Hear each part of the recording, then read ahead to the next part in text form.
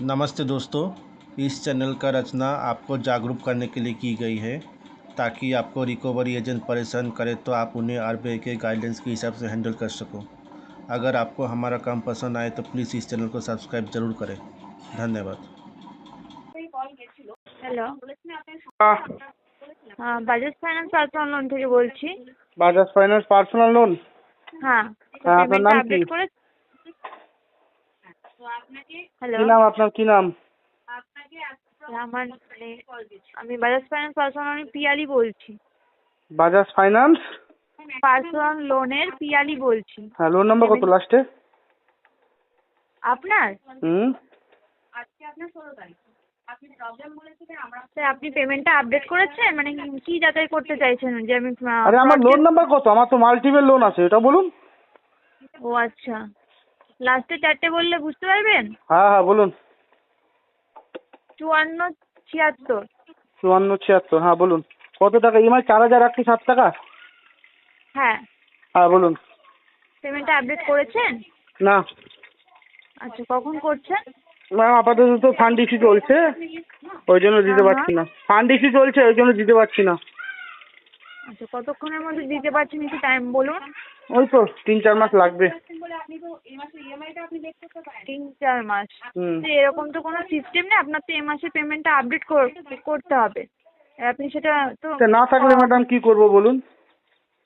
দেখুন স্যার, আপনি যখন লোনটা নিয়েছিলেন তখন তো এরকম প্রবলেম হবে তো কোম্পানি জানতো না, এবার আপনার তো শুনুন, আমি যখন নিয়েছিলাম ম্যাডাম তখন কি আমিও জানতাম এরকম প্রবলেম আমি পড়বো বলুন? আপনাদের তো 7-8 বছরের রিপোর্ট ভালো আছে আমার, তাই না?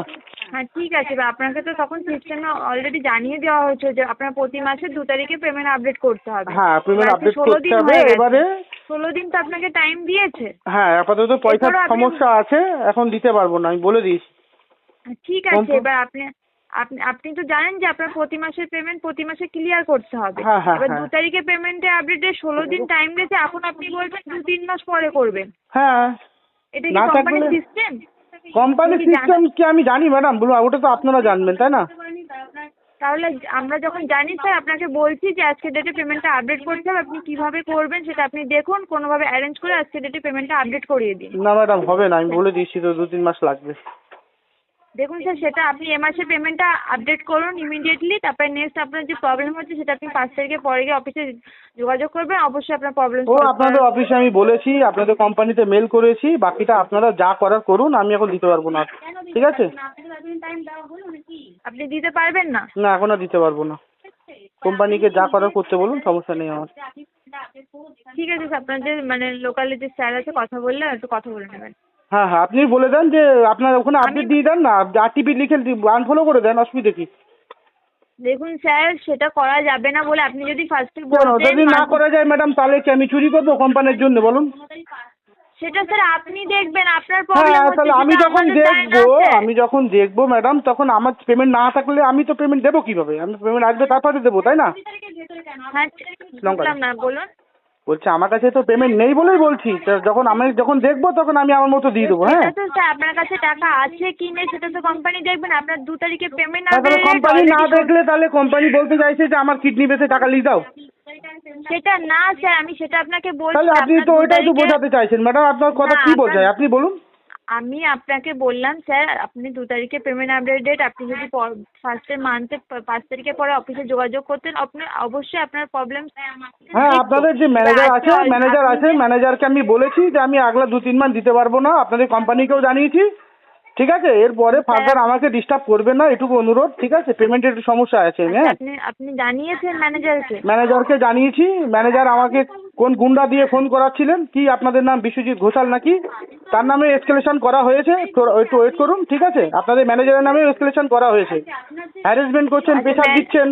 হ্যাঁ, কার নামে করেছেন একটু বলুন, ম্যানেজার বলুন। আপনাদের ম্যানেজার এবং বিশ্বজিৎ ঘোষাল কি আছে না আপনাদের ভাড়া করা গুন্ডা? আচ্ছা, মানে আপনি ম্যানেজারের নামটা বলতে পারবেন? ম্যানেজারের নাম তনয় মিত্র। ওনার নামে এসকেলেশন আরবিআইতে করা হয়েছে। এরপরে যদি আপনারা ফার্দার আমাকে ডিস্টার্ব করেন, হ্যারাসমেন্ট করেন, মেন্টাল প্রেশার দেন এই ইএমআই নিয়ে, তাহলে কিন্তু আপনার এসকেলেশন করা হবে। ঠিক আছে স্যার, আমি কথা বলে দেখছি। হ্যাঁ, কথা বলুন, ওখানে আরটিপি লিখুন অথবা রাইট আপ পর্যন্ত যাবে এই কেস, ঠিক আছে? বলে দিন। ঠিক আছে, আমি কথা বলে নিই। হ্যাঁ হ্যাঁ, ডিস্টার্ব করবেন না আমাকে।